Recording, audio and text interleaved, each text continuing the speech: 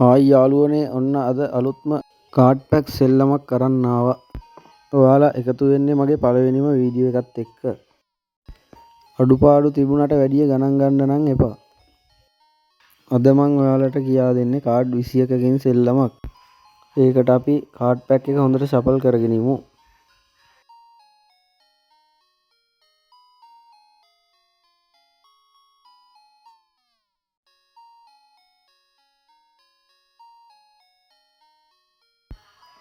හරි දැන් ඔයා යාළුවට කියන්න මේකෙන් කාඩ් 21ක් ඔයා ගණන් කරලා ගන්නවා කියලා. ඊට පස්සේ කුට්ටම මෙන්න මේ විදියට අතට අරගෙන කාඩ් 21ක් ගණන් කරන්න.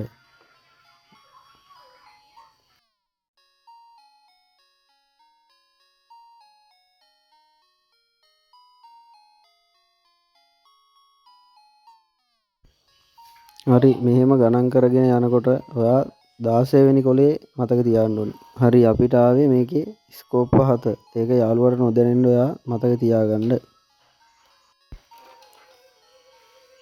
ඊට පස්සේ මෙහෙම දිගටම ගණන් කරගෙන ගිහිල්ලා කොළ 21 ගණන් කරලා කුට්ටම පැත්තකින් තියාගන්න.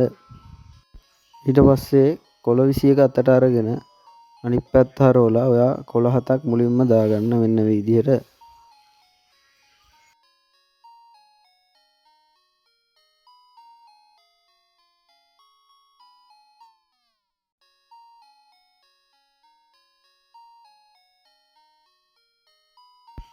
ඊට පස්සේ ඉතුරු කොළ ටික මේ විදිහට වටේට අහුරගන්න.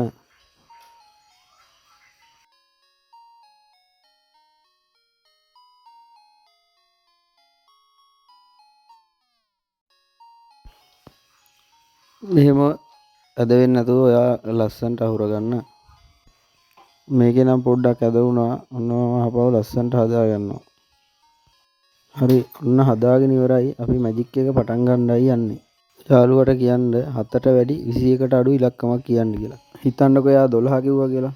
ඔයා මෙතෙන් 7ක් දැම්මනේ. 7 8 9 10 11 12.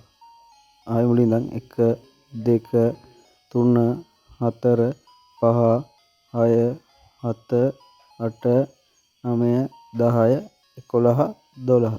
මේක තමයි ඔයා මතක තියාගත්ත ස්කෝප් 7.